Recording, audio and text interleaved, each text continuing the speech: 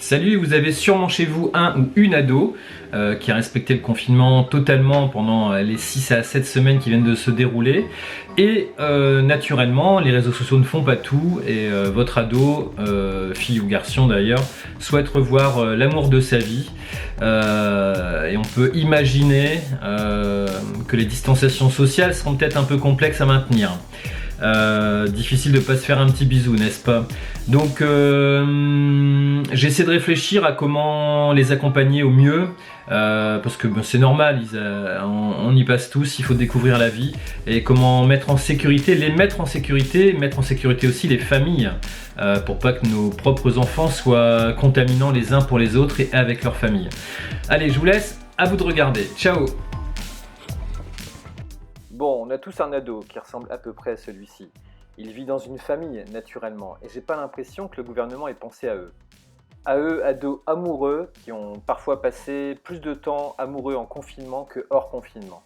Et puis il a fallu compter avec le Covid et cette punition d'être à distance de manière forcée en communiquant via les réseaux sociaux. Alors je peux vous dire qu'avec une grande patience, ils ont attendu ce moment et que le 11 mai pour eux n'a pas résonner comme tout le monde. Pour le 11 mai, pour eux, c'était prêt, c'est parti, on va enfin se revoir. Donc tout beau, tout prêt, et bim, à nouveau, il faut reparler de contamination et de risque de contagiosité familiale. Alors voilà, après un confinement sérieux, nos ados disponibles, parfois tristes de ne pas pouvoir se voir, vont pouvoir enfin se voir, avec le risque de eux-mêmes transporter le virus via leur amour, via leurs petits copains ou petites copines, pour ensuite le ramener dans la famille.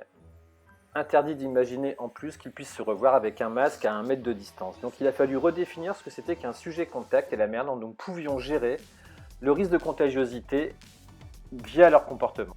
Je n'ai pas trouvé dans le référentiel gouvernemental d'informations qui pouvaient nous aider à réfléchir sur le sujet. Alors je vous propose de réfléchir nous-mêmes et de réinventer quelque chose de plausible et sécurisant. Pour être contact, il faut ne pas avoir de masque, discuter à moins d'1 mètre pendant au moins 15 minutes avec quelqu'un qui potentiellement déclarera les signes de Covid dans les 48 heures qui suivent la relation. Ah oui, j'ai oublié, toute ressemblance est fortuite. Donc demandez à votre ado un petit checklist. Est-ce que tu vas être à moins d'1 mètre? Oui. Est-ce que tu n'auras pas de masque? Oui. Est-ce que ça va durer plus de 15 minutes? Oui. Donc notre beau et adorable ado sera contact, mais à une seule condition, que la personne avec qui il a échangé présente des symptômes d'infection à Covid 48 heures après leur contact. Donc il va falloir être prudent et attendre dans les meilleures conditions possibles pour ne pas contaminer dans l'éventualité d'une déclaration contact Covid. Et pour ça c'est facile, il suffit de s'isoler pendant 48 heures avec un masque en attendant que l'autre soit déclaré positif ou symptomatique ou sujet contact avec un patient Covid positif. Donc en pratique à la maison c'est port de masque, pas de bisous à personne pendant 48 heures, vigilance sur l'hygiène de main et l'asepsie, application des mesures barrières maximales. Au bout des 48 heures il va se passer 2 choses, si l'un ou l'autre tombe malade, c'est tout, isolement pendant 14 jours. Et puis si au bout de 48 heures tout le monde va bien, pas de contact, pas de malade, libération totale et c'est reparti pour un tour.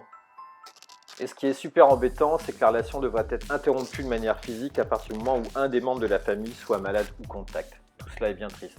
Mais finalement, avec de l'amour, de la bienveillance, de la compréhension, des discussions, on s'en sortira tous. Ils sont adorables, nos ados, avec une vie qui n'est pas facile pour eux.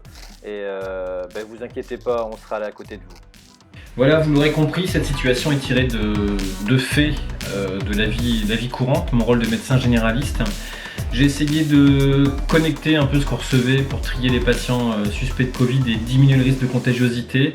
J'ai l'impression que c'est une bonne idée, de toute façon aussi, nos ados feront ce qui bon leur semble.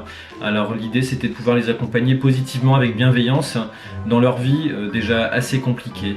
Voilà, n'hésitez pas à me faire vos commentaires, à m'envoyer vos réflexions pour qu'on puisse travailler ensemble. L'intelligence collective va primer là-dessus parce que le référentiel n'existe pas, je ne l'ai pas trouvé. Si quelqu'un le trouve, envoyez-le moi, j'essaierai de l'interpréter. Et puis la prochaine fois, on pourra parler encore d'amour et de Covid et de la relation entre deux patients qui ont des porteurs de pathologies chroniques graves qui doutent à se rejoindre pour ne pas qu'on se contaminer l'un l'autre. Voilà. Allez, je vous laisse. Ciao, à bientôt. Let's go.